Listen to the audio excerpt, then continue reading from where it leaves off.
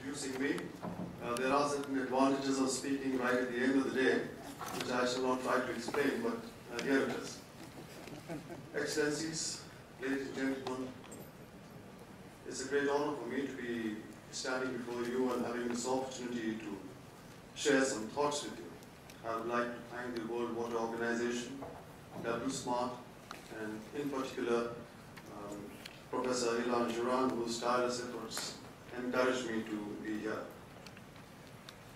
I'm supposed to speak from the perspective of the recent strike by the terrorists in Mumbai. That's one of the most recent events that's happened as far as terrorism is concerned, and it did affect the people in many ways. So I was asked to share that spirit and how that event happened and how the crisis which developed later on, what lessons we could learn from it. I'm not an expert on water, let me confess, and I feel rather humbled in this august company sitting on the panel.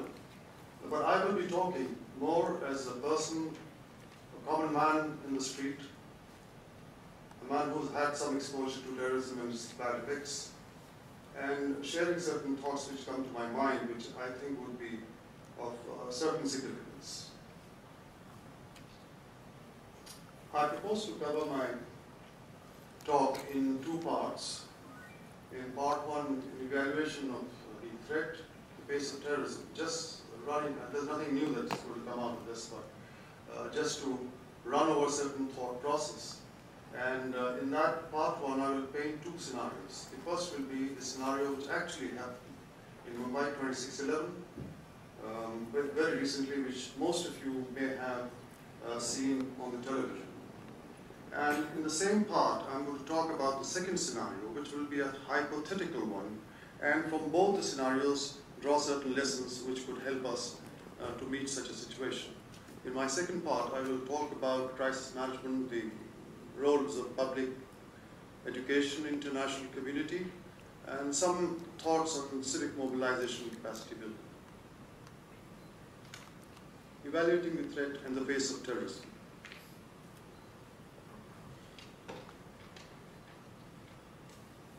It is the face of terrorism, and we must come to grips with the actualities on the ground. There's no point in slurring over it. It is the face of terrorism that we must see in some detail to be able to appreciate the possibilities against our societies. Terrorism is a man-made monster which has remorselessly ravished the lives of thousands of innocent men, women, children, people old and young, rich and poor, healthy and sick, without distinction. Not only in my country, but across the world. This monster seeks soft targets to inflict death, injury, and destruction. Within the scope, targets change in accordance with the imagination and capabilities of the killers and the motive behind the attacks. Let us not underestimate the guile of the terrorists. The time has come when the global community must unite not only to fight terrorism, but also to protect ourselves from the sinister designs of the terrorists. Let us think ahead of them. The need of the hour is for the global community to join hands and synergize their efforts to combat terrorism and take appropriate measures to protect our societies in all manners possible, including protection of our basic human rights, one of which is access to safe and pure drinking water. Towards this end, the importance of water security.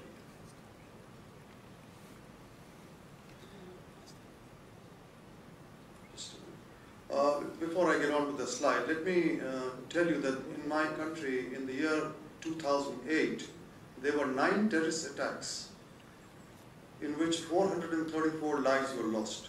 I'm not mentioning the numbers of people injured or the properties destroyed. These attacks took place in all corners of India: Delhi, Bangalore, Jaipur, Ahmedabad, Agartala, which is on the east, Guwahati in the east, and most recently in Mumbai. Delhi is the capital of the country, as you know, and most of the cities are business centers, tourist attractions, industrial centers, or a combination of these. The casualty figures do not include the lives lost in Kashmir and other parts due to other reasons. While all the attacks were a tragedy in themselves, the attack on Mumbai, 26/11, can be considered as a watershed in India's approach to terrorism.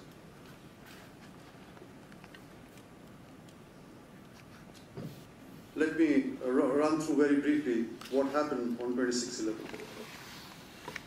Heavily armed and well-equipped terrorists boarded a sea vessel at Karachi in Pakistan and headed for Mumbai. En route, they hijacked an Indian fishing boat, slaughtered its captain, and reached the shores of South Mumbai. 60 horrific hours followed as the terrorists fired automatic weapons, hurled grenades, and massacred unarmed, unsuspecting civilian population at 6 places: at a popular restaurant, near a hospital, the main railway station of Mumbai, in 2 luxury hotels and a residential building. One of my cousin sisters was next to this residential building. Fortunately, she survived. In this residential building were some Israeli citizens. 2 of them were unfortunately killed. At the end of these gruesome 60 hours, 184 people, of whom were 14 foreigners, had been killed, and some after being tortured. And 327 persons had been injured and valuable properties destroyed, and many lives disturbed and destroyed across the world. The agenda of the terrorists was to kill and destroy. Ultimately, of course, the Indian security forces were able to put an end to the mayhem. 9 terrorists were killed and 1 was captured alive. From sustained interrogation of this person by Indian agencies and by the Federal Bureau of Investigation of the United States, and from the recoveries made of items such as weapons, ammunition, logbooks of the fishing vessel, cell and satellite phones, ground positioning system used by the terrorists, and intercepts of their conversation during the attack, the details of this macabre incident were pieced together bit by bit. Some of the facts that emerged were as under. All terrorists were of Pakistani origin. They were trained, motivated, equipped in that country, and launched from Karachi. All of them were linked to the dreaded and banned terrorist organization called Lashkar-e-Toiba, reincarnated as Jamaat-ud-Dawa.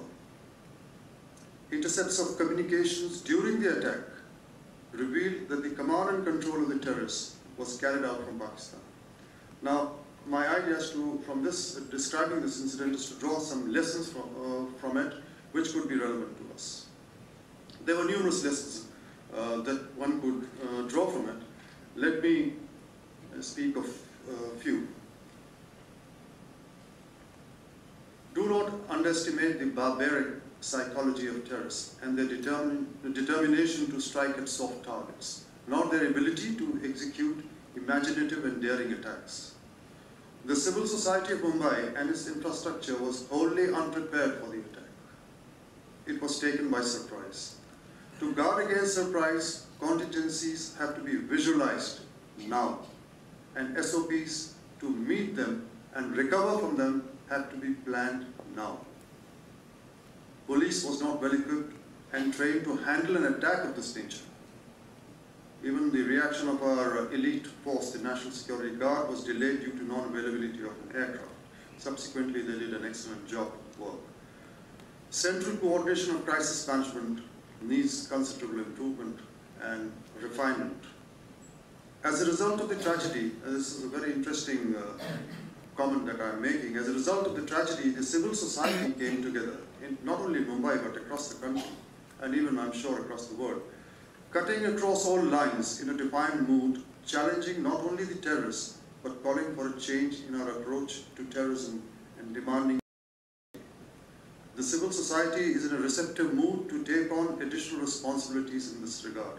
And this is one thing that we can think of exploiting. The willingness of the civil society to work in this field. There is a need to improve the awareness and reaction capability of the civil society, of managers and staff of soft targets, and of the government, by all means available. Public education has a vital role to play. Media can make a very big contribution towards this.